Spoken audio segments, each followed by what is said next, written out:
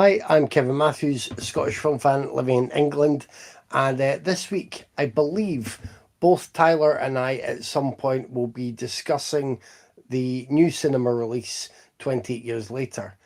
But my review has a lot less focus on the penis count.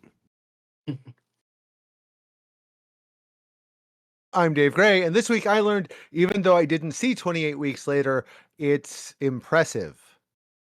Well, one part's impressive, because that's all anybody's talked about. I'm Tyler Hosley, and I like to go in dry. And I'm talking about eating cereal dry without milk, you fucking perverts. And this is Raiders of the Podcast. Yay! You know Yay. what I've started doing, because we're still on the whole weight loss journey thing. That's amazing for cereal. Get What? yourself 2/3 a cup of cereal and a third a cup of no sugar Greek yogurt, and it's like fucking childhood mornings, but it's only 100 calories. It's beautiful. Nice. Yeah. Well, I can't have milk, but I do eat fucking cereal with some kind of milk. I eat it with almond milk, which is like really sweet with my cereal, but whatever, it's good. I sounds wish amazing. I wish I can have dairy, but Yeah. life didn't throw me that bone.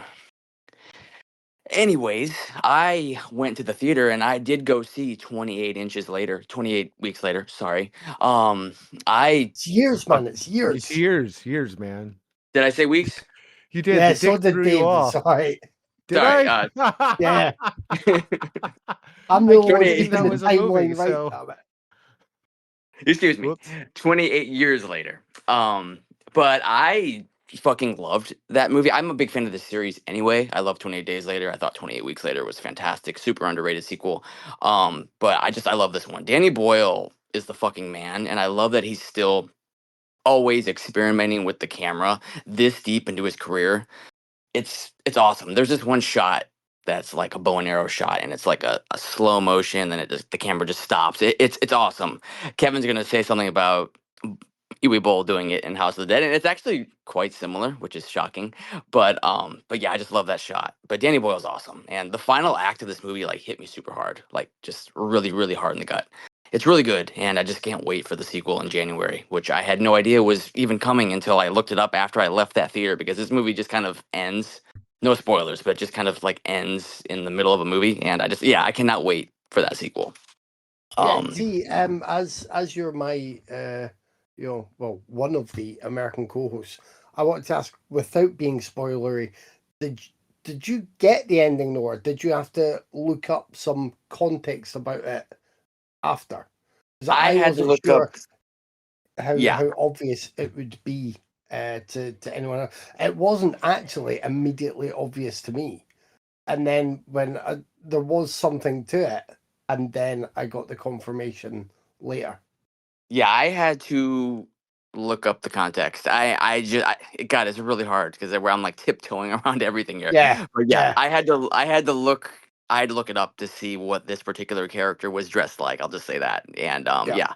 I did look it up, and now I see the context. But yeah, it's so fucking hard to talk about without spoiling. But the movie does like end like in the middle, so it's, to me, it feels like half a movie. So I just can't wait to see what they do with the rest of these characters now. It's gonna be awesome. Um, Besides that, I watched I Can't Think Straight. I did a little homework this week, which is a lesbian romance about a woman who's about to get married, but ends up falling in love with a Muslim woman who's also dating a man. I really enjoyed that one. It's a very sweet movie with a really, really good cast. Another one that's hard to talk about without spoiling, but it's really good. It's really good stuff, and if you haven't seen that, I really recommend that one. It's a sweet little romance. I like that one a lot.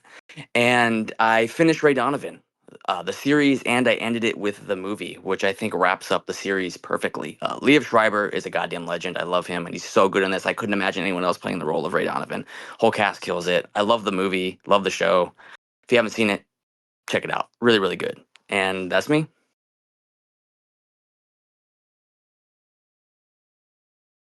I watch so much stuff. I'm sorry. I'm saving a meme of a glammed up W that says, "Oh, that's T." Sorry. So just so you know, if you see that, yo, baby, I posted that. It's amazing.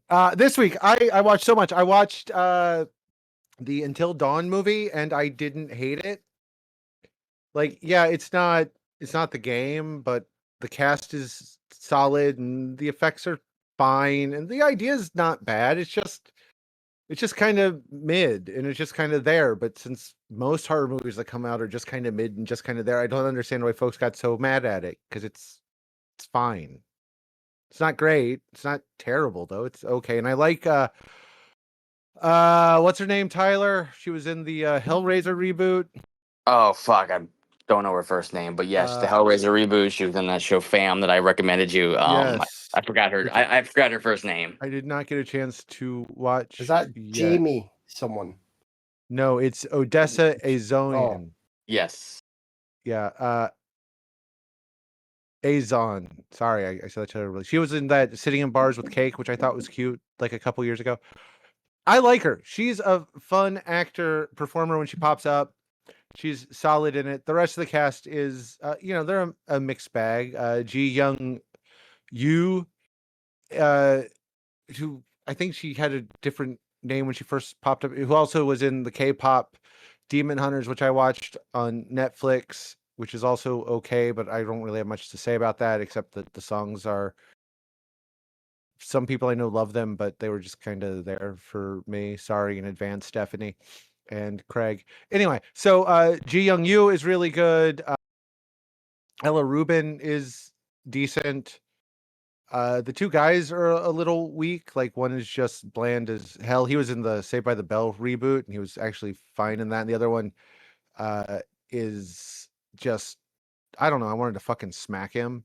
I've seen him in other stuff, and I always want to smack him. He's the guy from Annabelle Comes Home, which I didn't see because I don't watch things about that family. And Peter Stormare is always great.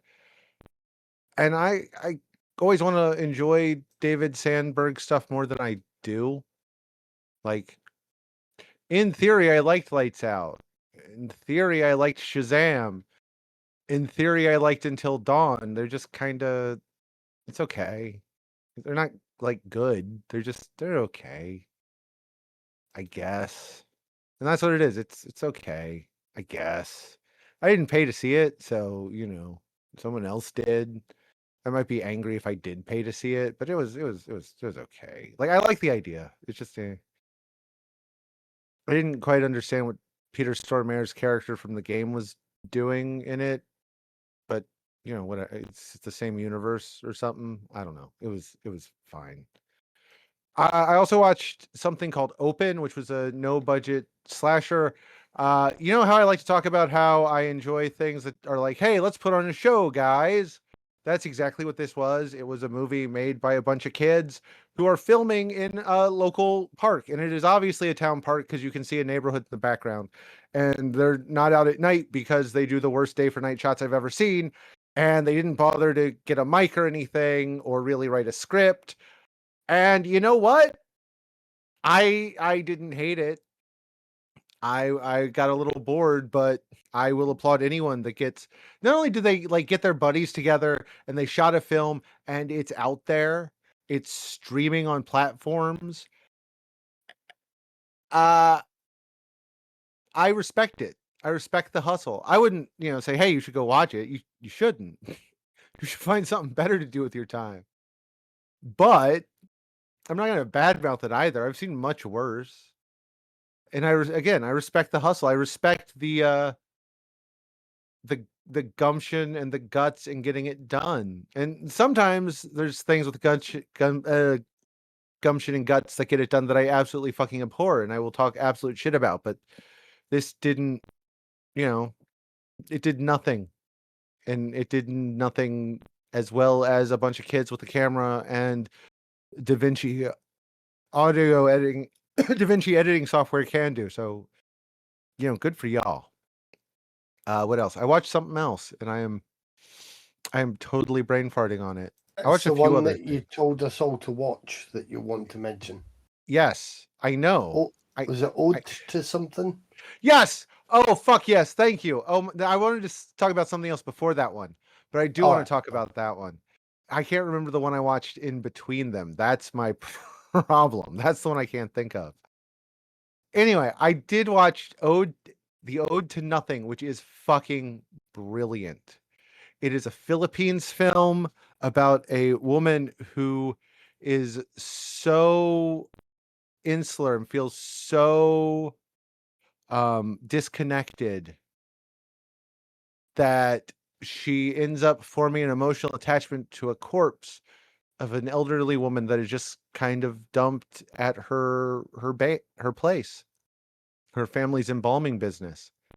The Filipino title is Oda sa Wala, and it is fucking excellent. It was directed by I'm gonna butcher your name, and I am so sorry.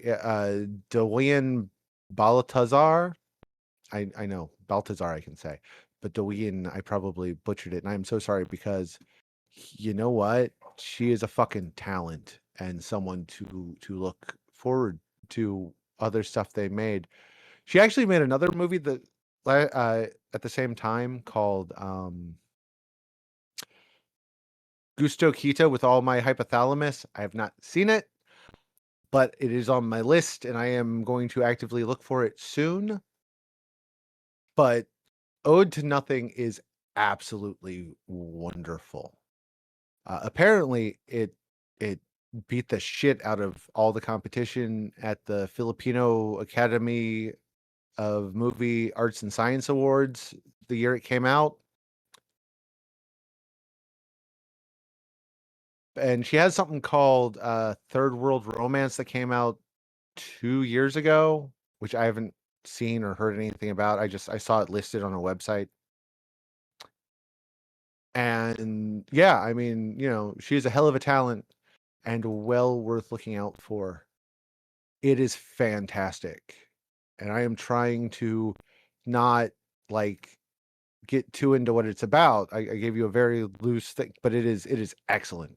You should definitely go watch it. And I still can't remember what the other movie I wanted to I saw was. Like, that's how little of an impression it made on me. So when I remember and I go, oh yeah, you'll be like, oh, okay, and that'll be it. And then I'll forget I even saw it immediately after. So What did you go to another Clue event? I didn't. Because every other week I just assume one of your top viewing experiences is Clue. No, I didn't. Oh. I didn't buy. I was so good that the horror film group, they released their July schedule and there's so many fucking bangers and I was good. I didn't buy them all because I really wanted to, because they do awesome stuff. I am gonna go see Silver Bullet on Tuesday though. I'm so excited. Anyway, that's me. So excited.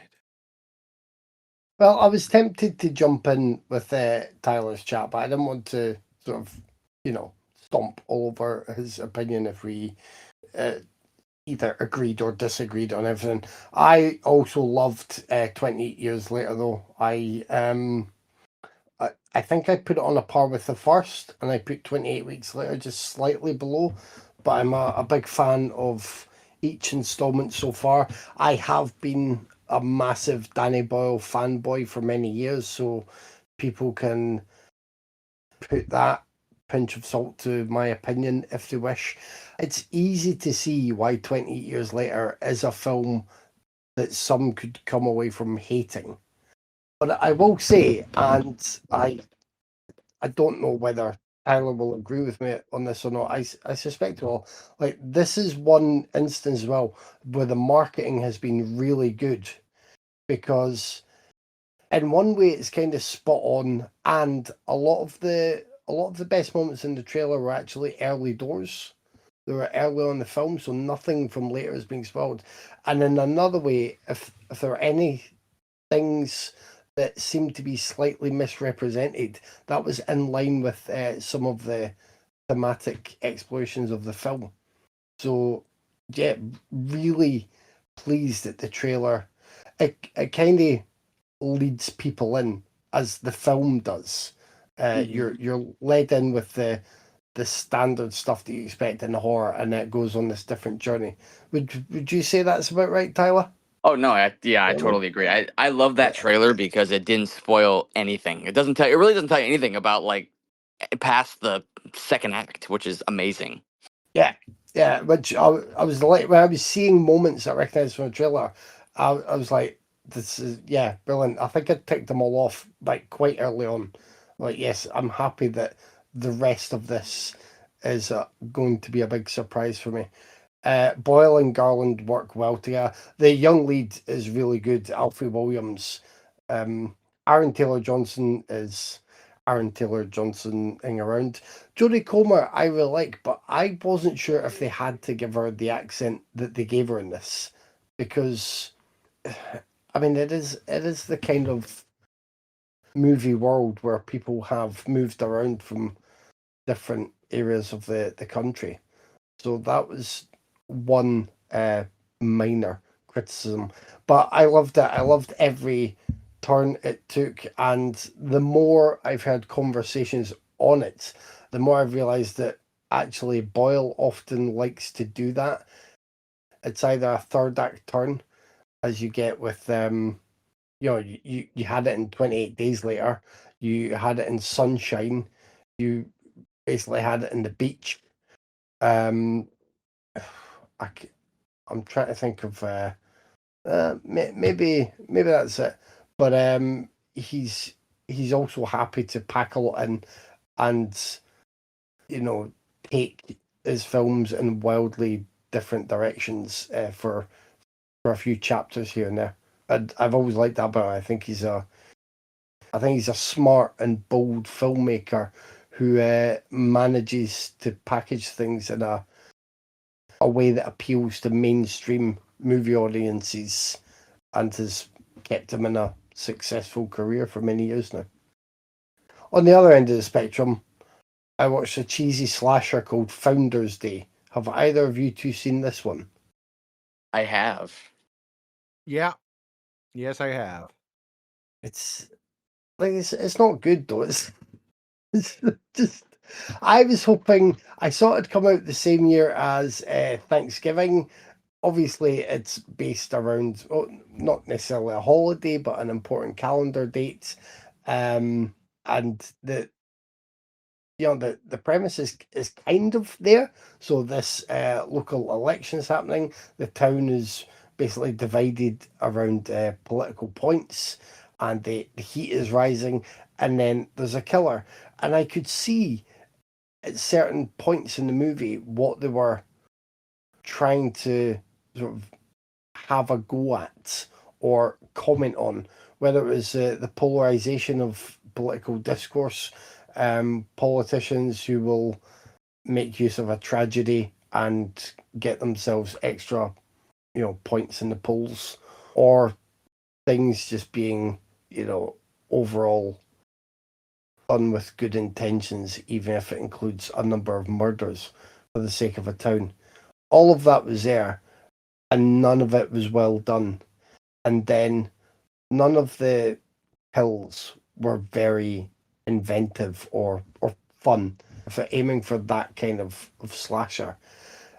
I just think this movie making duo, the brothers Eric and Carson Bloomquist, I've seen one or two other films from them. I think it's Eric that does the directing, and they both write the screenplay together. And they've never really managed to rise above the average. You're And this being way too was kind a to them. disappointing one. Yeah, maybe. They get stuff done, which is more than I would do, and Yeah.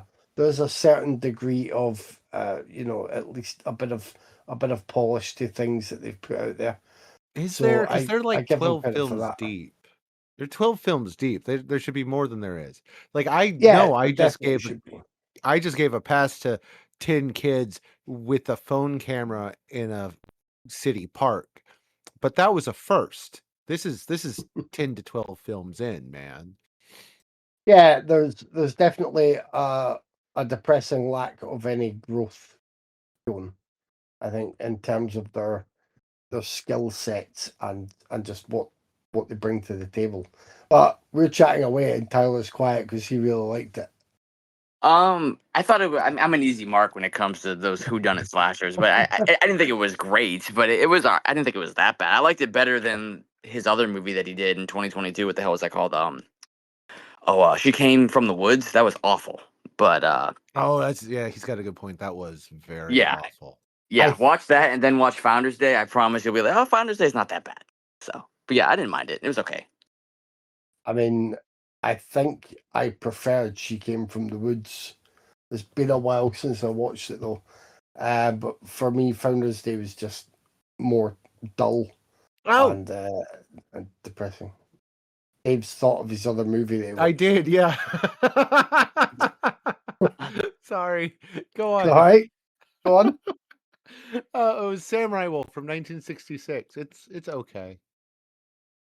It's got some really good ideas, but the fights are kind of dull and it doesn't really land. I was sitting here and it just popped into my head.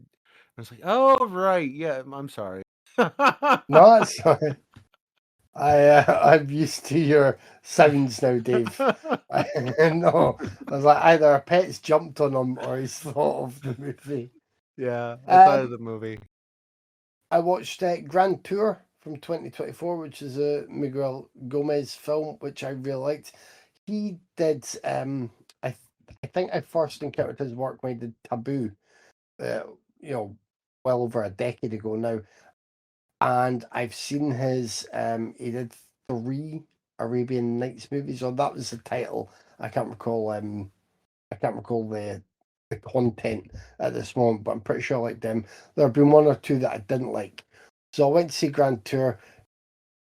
It's generally kind of gorgeous black and white cinematography. There's a little bit of color here and there, but it's gorgeous black and white throughout. And what it is, well, first of all, it's quite a delight. I just, it's one of those films. I've not had this experience for all. You kind of want to step into it, not necessarily for the environments that you're traveling through, but that's part of it.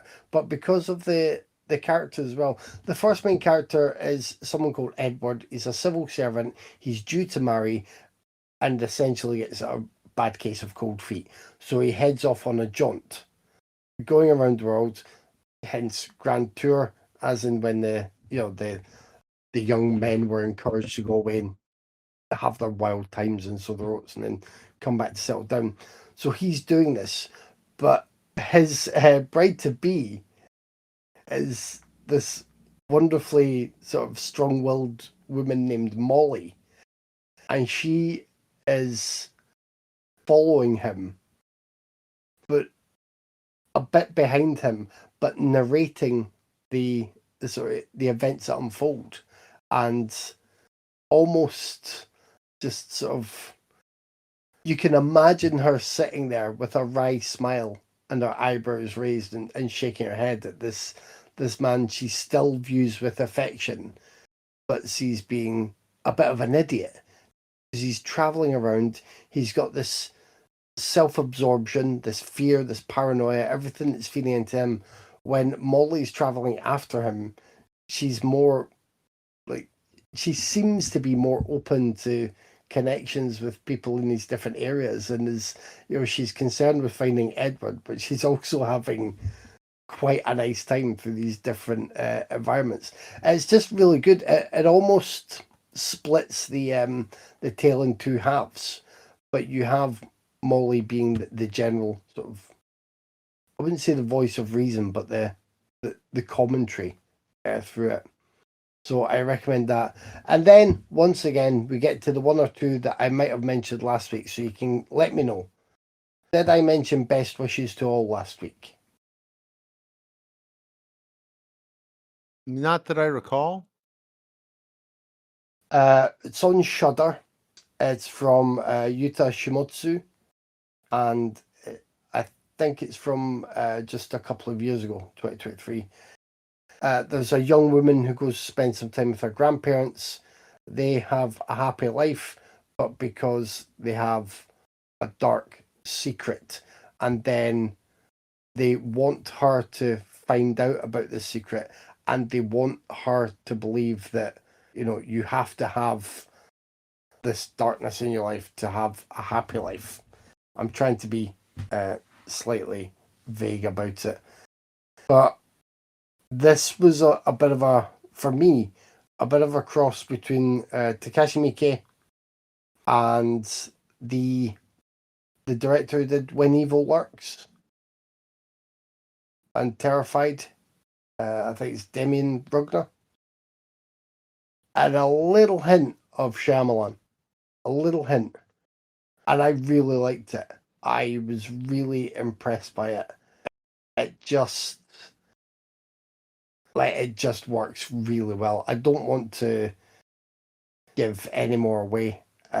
If the plot intrigues you, you should definitely check it out. And then last but not least, I finally made time for Prisoners. I'm going to guess that Dave thinks it's okay and Tyler is a fan. That Yes. sounds about right. Yeah. I love Prisoners. Yes, I do. Very much so. I Yeah. think it's a dumb as fuck idea with a great cast that makes it not vile. I liked it a lot. I think Jackman's doing good work there. I think Paul Dano is brilliant, as he often is. Jake Gyllenhaal. Now, I like him in this, but he is given either direction or dialogue that kind of puts him in a corner at a few scenes where he's just repeating lines so many times. And I get that it might have been to show his character was kind of going through the motions in certain scenes, because you're placating worried parents whose child has gone missing. That's the basis of the plot.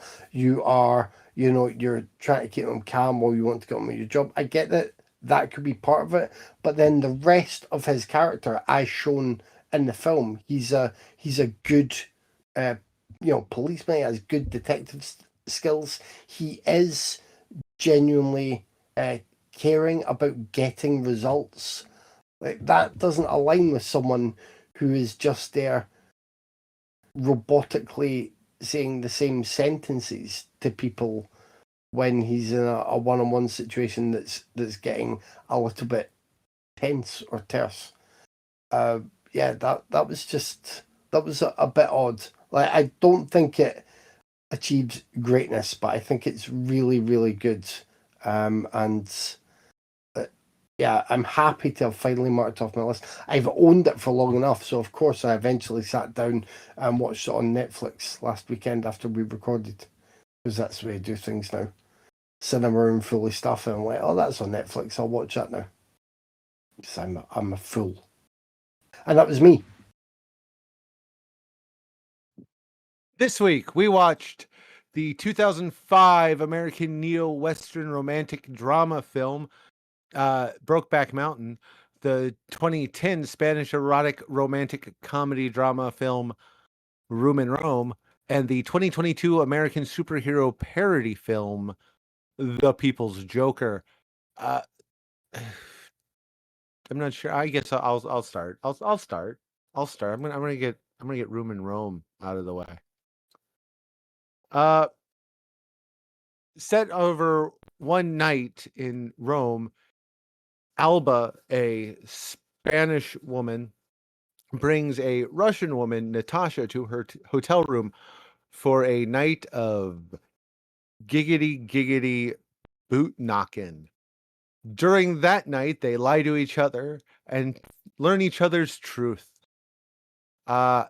It's directed by Julio Medem. Julio Medem has done some really good work back in the 90s. He's done a lot of not as good work more recently. He directed Sex and Lucia, which we covered like 6 months ago, give or take. Yep. It stars um Elena Anaya and Natasha Yarovenko.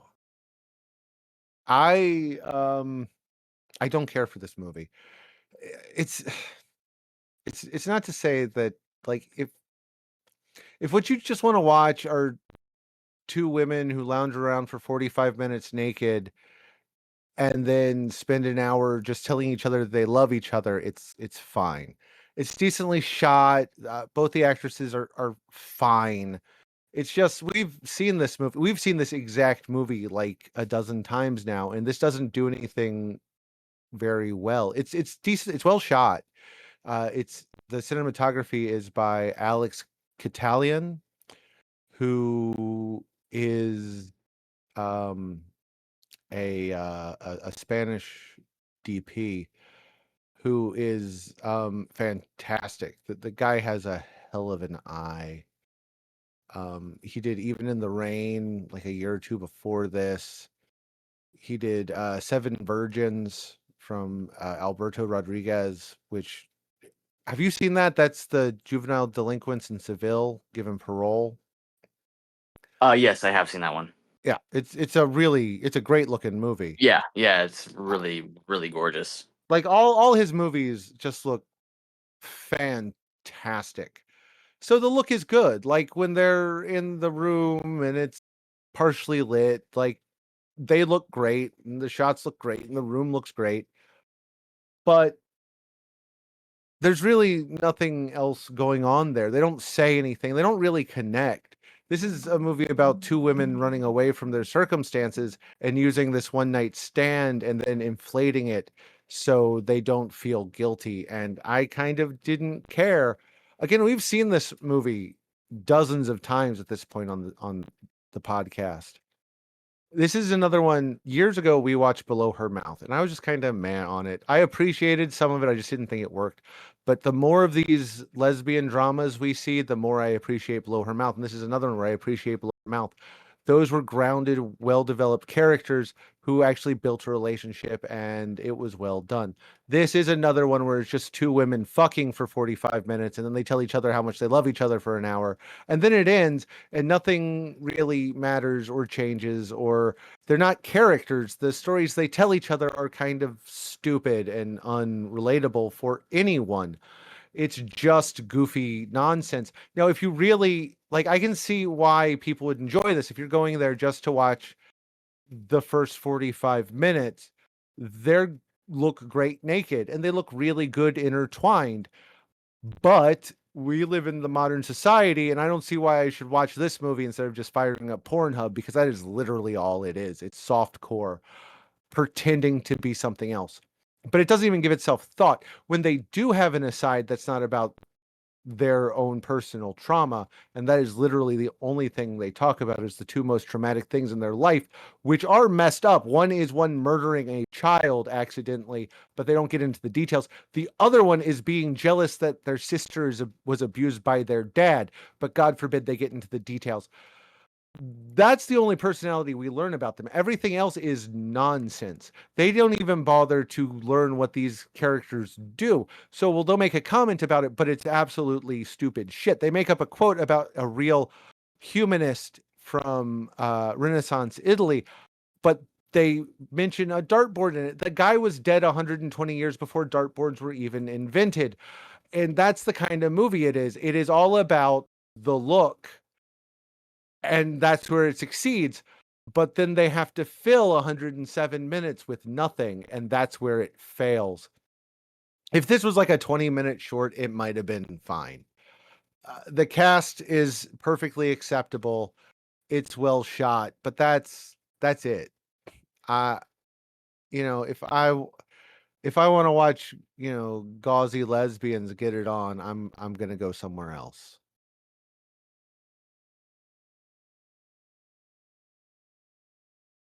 Dave has said pretty much all I would say on the matter. I wasn't that big a fan of Six and Lucia either. I thought it was okay. Didn't get the coveted Kevin Seven award. Lovers of the Arctic Circle did get the coveted Kevin Seven award. So there's that. Room in Rome won't even be troubling the the Kevin Seven strata. It won't be there. And I was looking forward to this because I'm a big fan of Elena Anaya. I think she's a beautiful woman and, you know, a very good actress too. I was like, Tyler has picked this lesbian drama romance and Elena Anaya's in it. I'm surely going to at least enjoy this on a superficial level. And I really didn't. I don't think these characters are written in a way that makes us want to know more about them. And then when they are playing their games with one another and teasing one another, it takes a while to get some truths out, which is kind of the point as they are spending a night.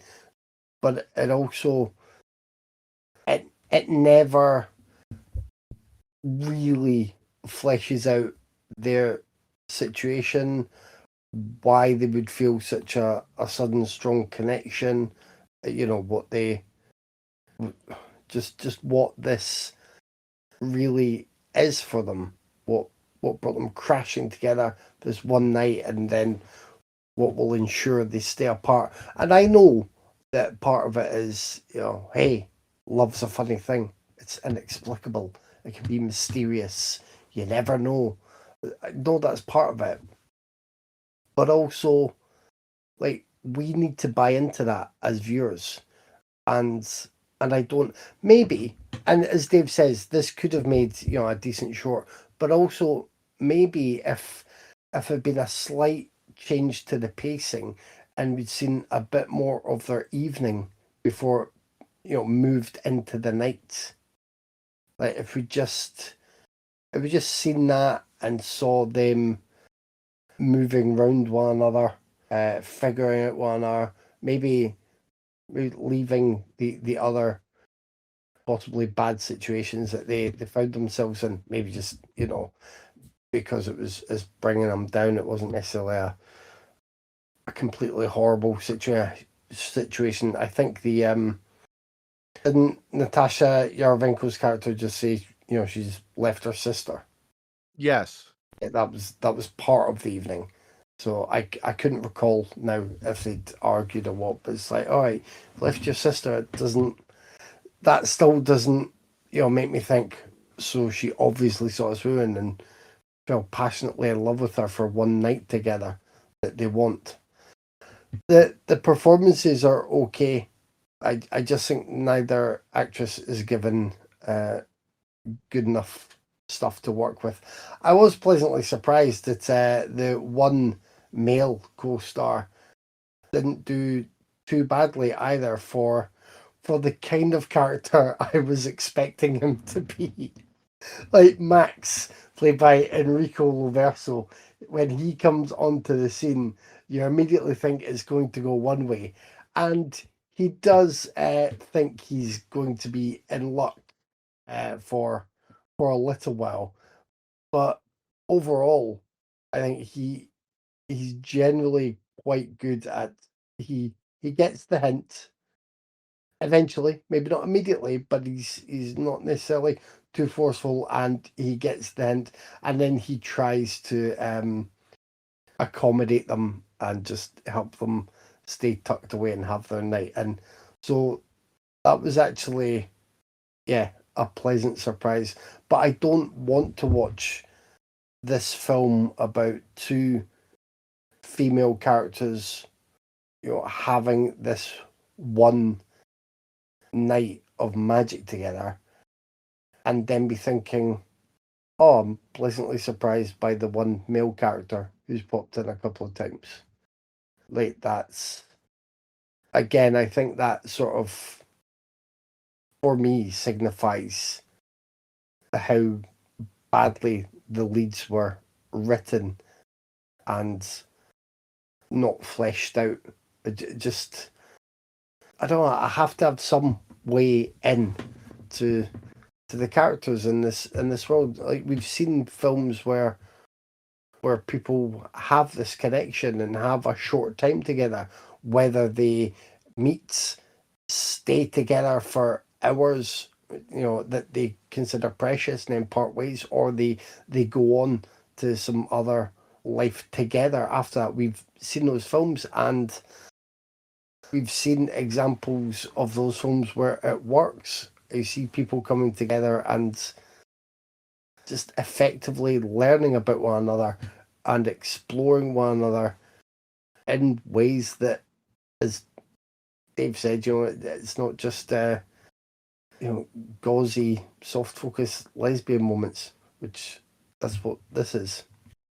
I'm sorry, T. I know you like this one. I just I was really hoping I would get something more from it with the content, because you've given us stuff before that has been, we've been like, oh, pleasantly surprised at how this has gone, or what's panned out. I can't remember the name of that one that had Rachel Weisz in it. Oh, Disobedience. Oh, Disobedience. Yeah. Love Yeah, that. and I know you have such a wide range of lesbian dramas that you can pick from.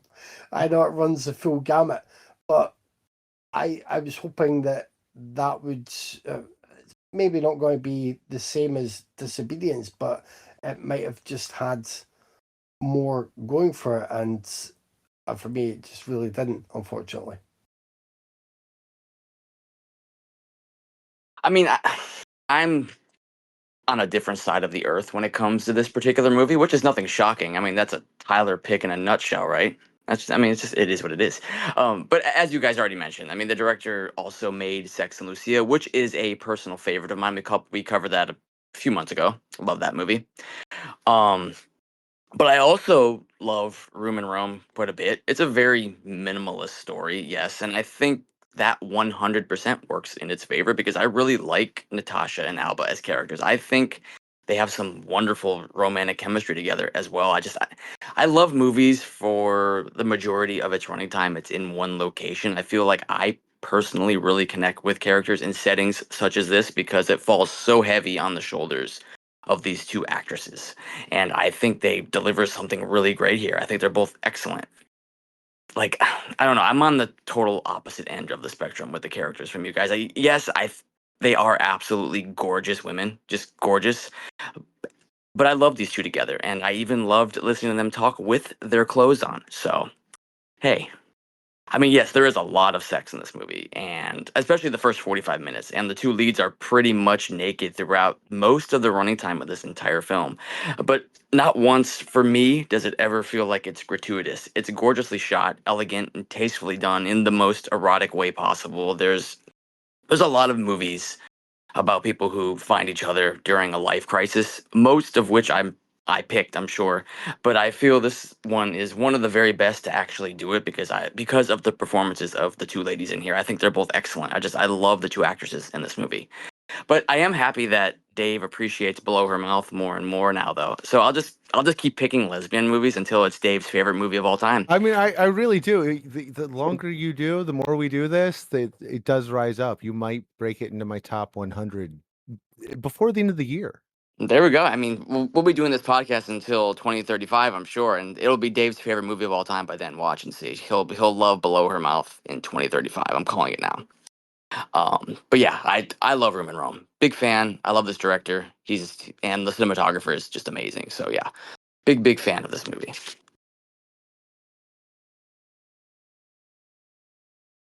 Is that me going on to? Yeah, don't stop Yeah, there. It's 7 years, man. You never stop there. Now you pick. All right, I think I'm gonna go with. Let me see. I'm gonna go with Brokeback Mountain, which was Kevin's pick. Brokeback Mountain, I think everybody knows what Brokeback Mountain is. It's about two cowboys who fall in love, but their relationship becomes complicated when they both get married to their girlfriends. I think Brokeback Mountain is fantastic. For me, it's Ang Lee's best film, this and Lust Caution, which we also need to talk about on this podcast one day. That is also a fantastic film. Love the Hulk as well, one of the best Marvel movies ever. Ang Lee is awesome. But this one has my favorite actor of all time in it, and that is Jake Gyllenhaal. I love Jake Gyllenhaal. He's amazing. This cast is just fucking amazing. Gyllenhaal and Heath Ledger are incredible in this movie. Yes, they are two heterosexual actors portraying gay men, but you can tell they truly care about these characters and they bring everything to these roles. I mean, their passion for each other just simmers through every fucking frame of this movie. I can't praise them enough in this. Ledger's Oscar was 100% deserved, but Gyllenhaal not getting anything for this performance blows my fucking mind. But I mean, that's a story for another day. Didn't this lose against Crash? It did, right? This movie lost against Crash, I think. That was 2005. Yes, This it did. movie lost against Crash. I don't. Yeah, I Yeah, know. I don't dislike Crash. I'm not a Crash hater, but this movie should have fucking cleaned up the Oscars in 2005. But not the world we live in, I guess, right?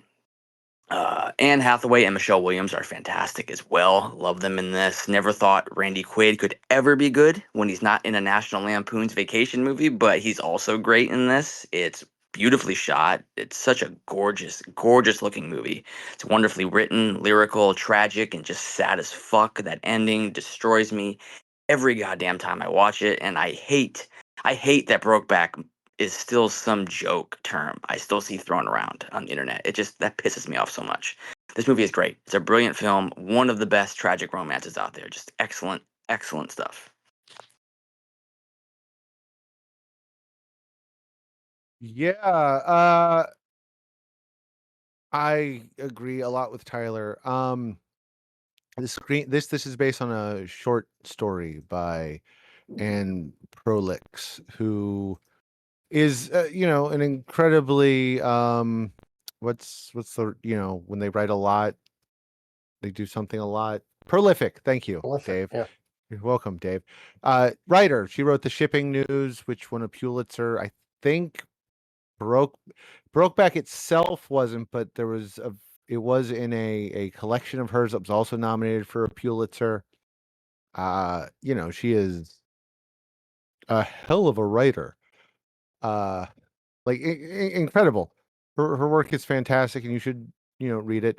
I think Brokeback, the movie, is actually better than the short story, but that's just my view. The screenplay is written by Diana Osana and Larry McMurtry, or Larry McMurdy, yeah, the guy that wrote Lonesome Dove and The Last Picture Show. And their screenplay is absolutely fantastic. The relationship between the bisexual cowboys Ennis Del Mar and Jack Twist it's incredible. And I tend to forget some of the things in this because the movie does go at a breakneck pace, but the supporting cast is also fantastic. Yes, in his couple scenes, Randy Quaid is solid, but really there is a lot of heavy lifting with minimal runtime being done by Michelle Williams, Anne Hathaway, and Linda Cardellini. They lift a lot of the emotional stuff because Ennis is really shut down as a person because of childhood trauma. But it's fantastic. The whole thing it's incredibly well made. It's incredibly well acted. The screenplay is fantastic.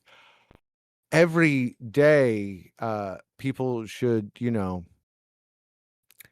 be really happy that Matt Damon and Josh Hartnett both dropped out because they would have not been nearly as good.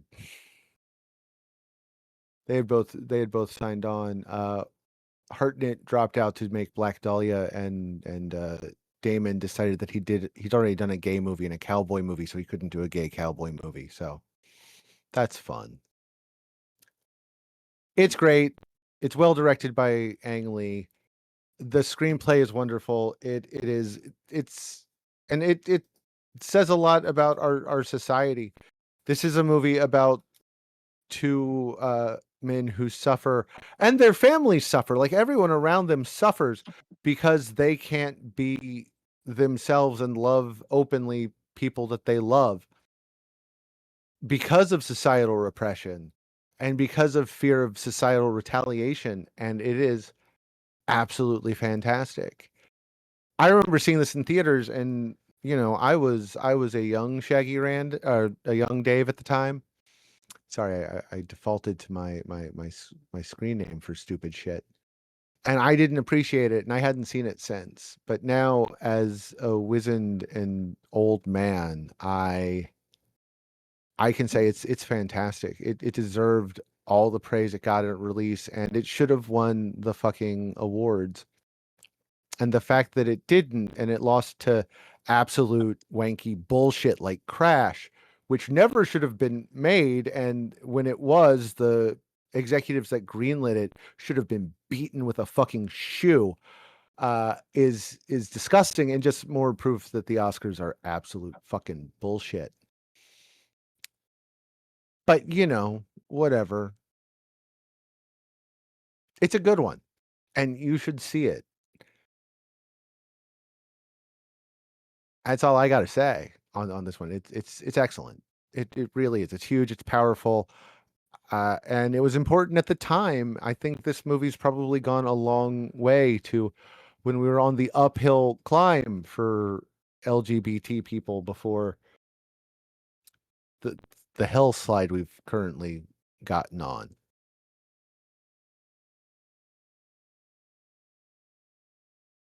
Yeah, I would once again agree with that. Funnily enough, it's I just can't believe it took me this long to watch it. Ridiculous. I'm just really pleased that I did. I think Gyllenhaal and Ledger are brilliant here, but I was surprised to see such a nicely filled out supporting cast. I remembered Michelle Williams was involved in Anne Hathaway. I remembered Randy Quaid when I saw him there.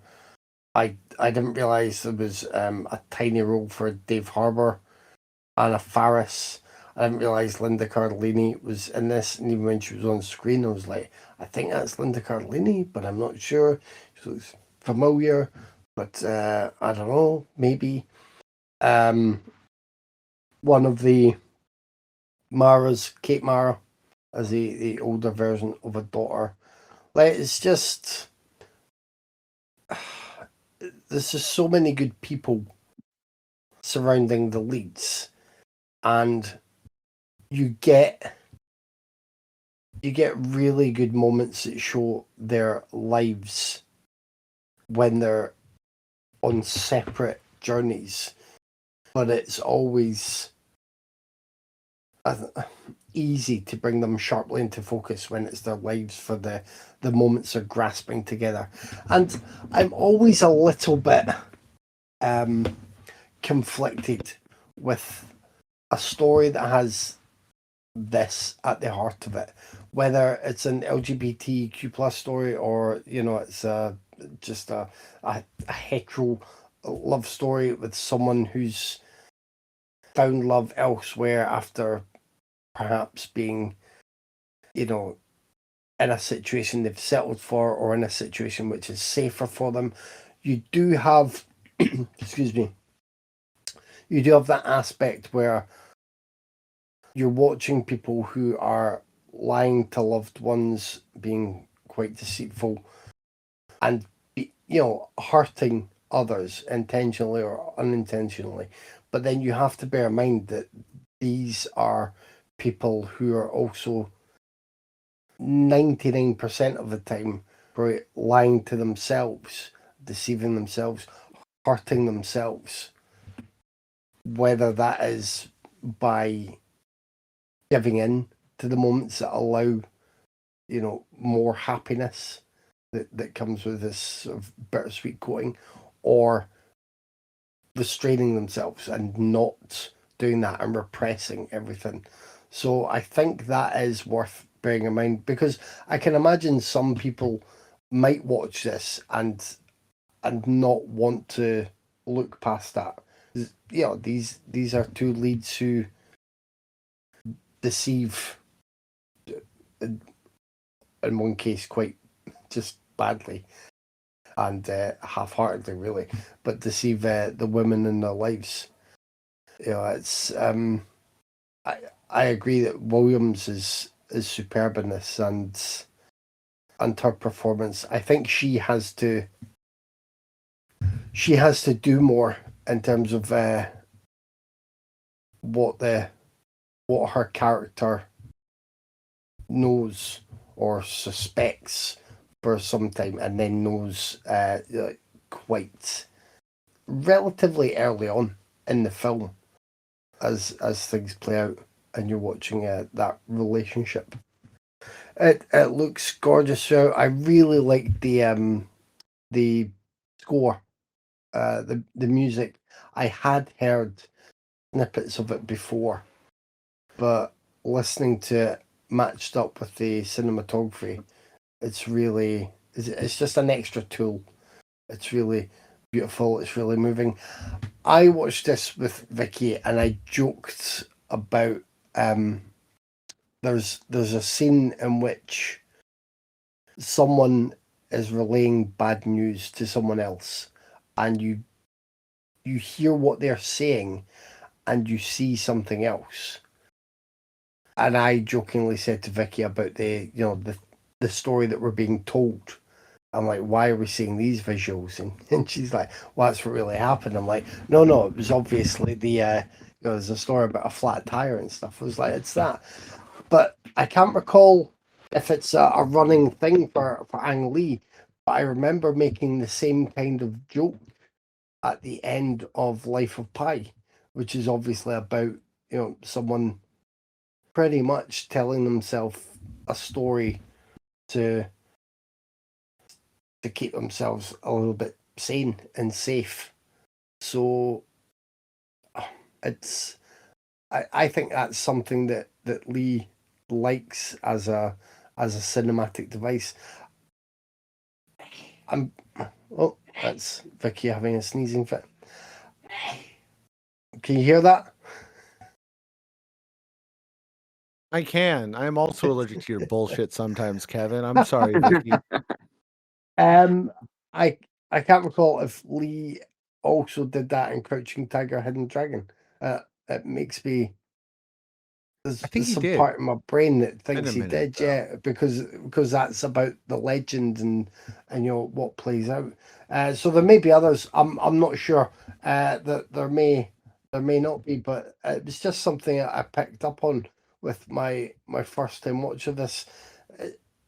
I mean, it's a film that really, if you get round to it at this stage in life, 20 years, whatever, after it was out, it does feel redundant to sit here and be like, yeah, it's a really good movie, and the lead performances are really good. And it was like, duh, who said? I do remember hearing that Ledger was quite mumbly, and people were going about, oh, you might struggle to understand what you're saying. Took me a little moment to get adjusted to his style of speaking quite early on, but then it was easy enough. Didn't have to put the subtitles on, listen to it, and it's yeah, it was. I think it's a lovely, a lovely script, because there are lines in this that are really nice and moving, yet somehow don't feel out of character. I think that's because these two are being at their most open and vulnerable and sensitive with one another, obviously. So that makes up for the cowboyishness that you would expect to have these characters not necessarily talking about their feelings in such a way. But it's a lovely moving film. It's has some real sadness running through it, and I think the score is beautiful as well. I would just recommend it to everyone. And Dave gave us The People's Joker. Dave had already seen The People's Joker, and I had already seen The People's Joker. I think a month or so ago. It was one that we'd been wanting to discuss for a while. I think it was definitely on our radar for some time, but there was no release in the UK. It was quite frustrating. And then there was an online cinema event, and I was able to rent it for a week. It was a pay what you can thing as well, which was really really nice just for people to get a chance to see it. But I tried to give a goodly amount and support filmmaker Vera Drew, who's the director and the I think co-writer actually with Brian LaRose. And then there are lots of collaborators who help chip in with clips and animation and different stylistic tricks throughout the film. So what you have here is essentially the tale of someone who wants to grow up to be Harlequin the Joker. That is what they want to be, and it's about aiming for a life in comedy. It's about being stuck in I'm going to say a toxic relationship. It's about a journey of self exploration and gender what transition. Is that the right phrase? Yeah, it is, isn't it? They are Yeah, looking to transition from that's the term, I start think. to finish. Yeah, And if we're wrong, we're sorry.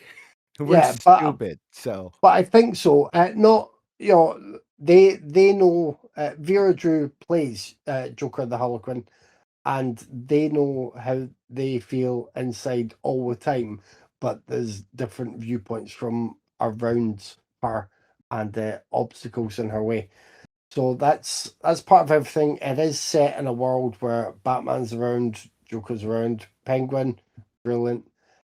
He's around, and they are still trying to get on TV with a show that's helmed by Lorne Michaels, funnily enough, and has the same old trappings that have been there for a long, long time. Like the People's Joker is brilliant. I think it's a modern classic. I give it 10 out of 10. It's endlessly rewatchable. It's jam packed with gags, uh, great style, brilliant points, all really well made. Even I'm not sure if I noticed it last time. It's a really obvious gag. There is there is a moment quite early on where Vera Drew, before they have transitioned and developed the the persona that they want to be famous as later on, they are going to try and get into the world of comedy. And there's a scanner, and one of the comparison points is dick size. And they're like, why do you need that? And they're like, oh, yeah, obviously, because they are getting into a world that is basically still standard guys who need to get love and laughs from others to compensate for shortcomings sometimes. It's very funny. I love the fact that this explores the Harlequin Joker relationship that we have, you know, pointed to as not a good thing many times. I think it's really well done, and it's really well done. And as we might say, all the things are really obvious, but it's just like you've been waiting so long for people to just point. It's kind of an emperor's new clothes concept, and that's just brilliant. I I love the cast. I think Vera Drew is fantastic as Joker the Harlequin, and she has a number of different looks, um, emulating classic interpretations of both of those characters that you've seen from the movies and comic world. I think Nathan Forston's really fun as Penguin. Kane Dissler as Mr. J. I think he worked well. Yeah, I could try and go on about this for another hour easily with what it does in terms of I think the word I'm looking for is pastiching the different comic book archetypes, storylines, and vibe, as well as the movies, for what Drew does with the budget, and then for how she mixes it all into this heady brew of just absolutely. It's an amazing commentary on everything that is on screen, but also a brilliant examination of themselves and their own life, and part of their journey to where they are. Like it's astonishingly good start to finish. The fact that it has been allowed to still be out there, and I believe they've covered themselves in some way that is effective enough. Although I guess there still may be a day when Warner Bros. Or DC try and get it gone, but it's out there now. The fact that it was just done, I believe Vera Drew said, lawyers scoured everything to ensure that she could get away with what she gets with. Like, it's audacious. It's audacious, brilliant, stylish, very funny, and just absolutely wonderful throughout. That's me. Yeah, Kevin pretty much said it all. That this was a really good film. And usually movies that are essentially a series of skits sewn together is super hard to pull off as a narrative feature, but this one somehow does it pretty seamlessly. It's a film about gender and self-expression and trauma amongst many other themes, but it has this parody and, as Kevin said, very pastiche backdrop of these DC comic characters, all from the Batman universe, which is brilliant. It's used brilliantly here. And it's really well done. And I mean, sure, I mean, there is some technical flaws. It's obvious there's restrictions with budget. I'm sure the budget was incredibly low, which is totally fine. That's not a knock at all. And please don't take it as such. Personally, I can take or leave some of the animation, but I'm just super fucking picky when it comes to animation, though. You guys know this. I'm just really picky when it comes to animation. So uh, that's most likely just me. So that's a very mild nitpick. It's a really well done little film, super vibrant with tons of energy, and it's obviously a very personal film for Vera Drew. And I just love seeing human beings being able to express themselves through an art form that they love, whether it be film, books, comics, paintings, whatever it may be. Vera Drew is an absolute talent, and this is really fucking good, and I'm glad I finally got to sit down and watch it. So yeah, great pick. So a lot of this was made during COVID. So a lot of it was the actors in front of green screens they just kind of dropped in their own home, and the artists working in their own home, from what I have read. So just bearing that in mind, the fact that it is as cohesive as it is fantastic. I like the different looks. I adore a lot of the cameos. Maria Bamford voices Lorne Michaels. Bob Odenkirk pops up as Bob the Goon. Tim Heidecker from Tim and Eric Show duo is the voice of Perry White. I think the cast all bring it. Kane Dissler is really good as Mr. J. Their scenes with Vera Drew are fantastic. It is an incredible piece of work, and we watch a lot of weird fucking movies, and this is a weird fucking movie. Robert Wall appears as himself for like 2 seconds. Alec Robbins, who wrote Mr. Boop comic, which we've actually mentioned before, shows up as Mr. Boop. There was a different version of this at one point. The Creeper shows up, and in the version we all saw, the Creeper is played by Cricket Arneson. Originally, it was played by a film critic and when they had allegations, sexual assault allegations made against them, they just removed him and replaced him with cricket artisan, and it's fantastic. Anyway, that's neither here nor there. Now that I've mentioned the cast, I adore this. I don't watch movies very often. I don't rewatch movies very often. I will see something once and then I'm kind of good until we cover it here or I show it to Killa, right? I mean, I've made no bones about this. I am not the kind like you guys who will sit down and rewatch a movie 5 times in 2 years, or as Tyler has done 5 times in the first week of its theatrical release. And I'm not judging for that. I know a lot of other people can do that. That is not what I do. In this current decade, the 2020s, there are 3 movies I have watched more than twice. 3 movies that came out this decade that I've watched more than twice. This is one of them. I saw this for the first time in, I think, 2023. And then last year they did the wedding special, which I think is what they aired in England this year that you saw.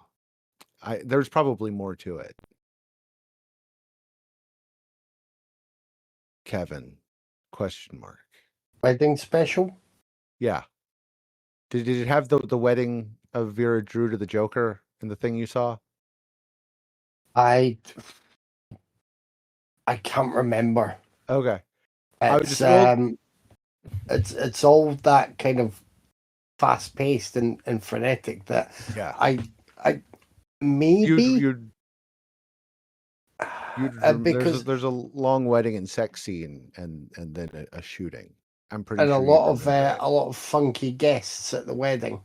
There's a few funky guests, yes. Well, it would be the same crowd as the comedy crowd group, really. That's why it's slightly blurry, but that rings a bell. And there were, I remember a couple of sex scenes with Vera Drew and the Joker character. There So, is, but in the wedding, it's a blow up doll with Joaquin Phoenix's face on it. all right. That bizarrely Anyway. that rings a bell. So maybe. I mean, okay. Where else would I have seen that? I was just wondering because Tyler's house, obviously. It had a very limited release. It showed it a couple, like Alamo showed it, and some indie theaters showed it. It was the same with the wedding, which was their big celebration because they were finally getting a physical release and a streaming release. I think it both released like 20 or 48 hours after the special screening. So I saw it then, and then I saw it again this week. I think it's a hell of a work. And again, it's got the let's go put on a show, guys vibe, which I have said many, many times is a key way to get Dave to enjoy your show or your movie. I love the look of the cardboard painted entertainment district. I think that Vera Drew and Kane Disler are really good performances, especially when they're playing off each other. There's a real I mean, there's an honesty to it and a heartbreak that really comes through. Their personal stories very much inform their performances, I'm assuming, and it comes through more than a lot of other films do. And it's hilarious. This movie it doesn't stop. It's either really fucking funny because I cracked the fuck up a lot, or it's like punching you in the feels because when it lands incredibly. And some of the animated sequences are amazing. Mr. J's backstory is fantastically animated, and it brings in a character I never thought I would see in a Bat movie. It's a good one. I would, and you guys are gonna look at me like I'm fucking crazy when I say this because I'm gonna sound like Tyler right now. But for me, I would put this as one of the best films I've seen of this decade. This and Godzilla -1 are sitting on my shelf, and they're the only movies from this decade that are sitting on my shelf. I mean, They're I would agree with you. Did you just say, like, I'm not joking when I say it's a 10 Yeah. out of 10. Oh, that's me, and I didn't find any flaws with it on the second watch either. No, it's phenomenal.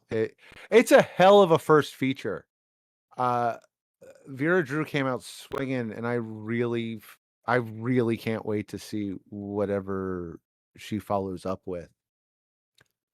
Um, there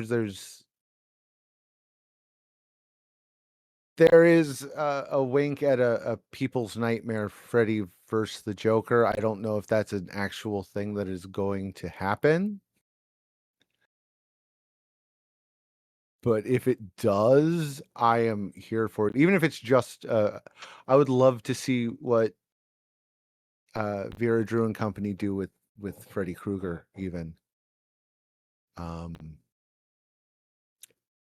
it's kind of a blast, and the only movie I can think to compare it to is Shrek Retold. But it's way better than that nightmare and terror that we sat through. It's fantastic, and I think you should do yourself a favor and you should go watch it, like now.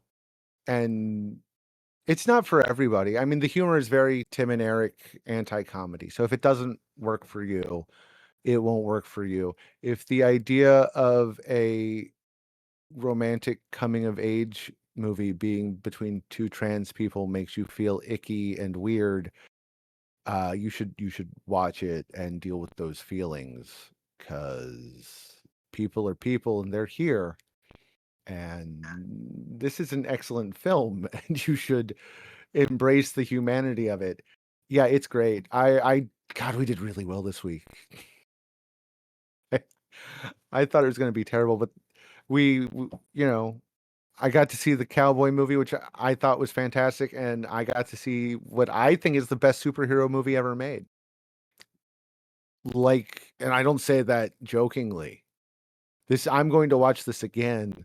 I can't show it to my niece yet, but when she is older, I'm going to, and she's going to look at me and she's going to go, "Uncle Dave, what the fuck did you just make me watch?" And I'm going to giggle like I've broken on the inside. It's excellent. Everyone should go watch it. It's that time, guys. You got to pick one. And if you didn't guess, for me this week, it's The People's Joker. Yeah, same for me. I am going with Brokeback Mountain, actually, but I do appreciate The People's Joker, and I love Room and Rome as well. It was a solid week, but I got to go with Brokeback on this one. No, look, I don't think there's a wrong choice. I never think there's a wrong. Well, there have been times when I thought there was a wrong choice. If anybody had said adrenochrome, that would have been a wrong choice. But generally, I don't think there's a wrong choice. And yeah, Brokeback is a viable and solid choice. If it had But been if you, a different selection alongside it this week, Brokeback Mountain could have easily been my pick. But when Dave went People's Joker, I was pretty sure that was going to top it. Yep. It just, especially because we watch a lot of LGBTQIA movies on this podcast filled with very boring middle-aged straight men. And it's rare. It's rare to find one about the trans community which has joy and hope in it. And that is another reason why, for me, none of the others reach this one. Any movie about self-acceptance and self-love, I think is great to get out there. But especially when it's such a heavily, and soon to be more heavily targeted group. So yeah, that's awesome. You guys should all run out and see The People's Joker, and you should see Brokeback. And if you're Tyler, you should just watch Room in Rome again after you've seen those two. That's a fucking weekend. It's a decent weekend. Go have a good weekend with that lineup.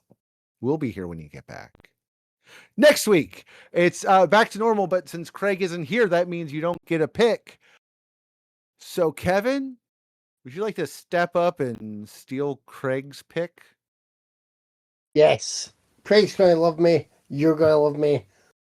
Tyler's going to be potentially ambivalent. But I am going with the wonderful comedy that is Galaxy Quest. Nice. It's been a minute. That's a good one. T, what do you got? Because it's your week, baby. Yeah, I'm just going full Tyler. We're finishing off the filmography of Larry Clark, guys. We're watching Marfa Girl 2. You know I what? will next week go, ooh, listeners are on the edge of their seat already. What'll happen? What will Tyler vote for? What will the others vote for? Ooh. I'm gonna be honest. I'm gonna tell you right out. I am actually really excited to watch Marfa Girl 2 because we started the Larry Clark journey on episode like 4, and I am ready. I am so excited to see how it ends.